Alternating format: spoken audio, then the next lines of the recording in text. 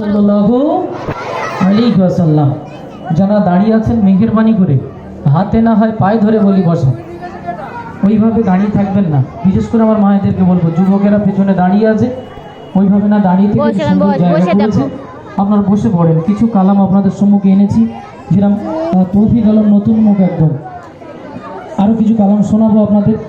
আর এই জায়গাটায় বই দেয় মাঝখানে টাক করে দেবে, মাঝখানে টাক রেখে আর চতুর্থ দিক থেকে গোল হয়ে, মানে ওখানে ছাপ খেলা হবে আর কি। চলো শুরু করি, তারপর ইনশাল্লাহ একের পর এক নিত্য নতুন কালাম আপনাদেরকে শোনাবো।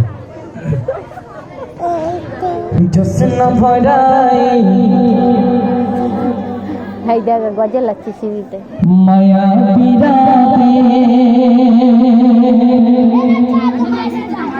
করি জাগার গুণগান, সে আমার আল্লাহ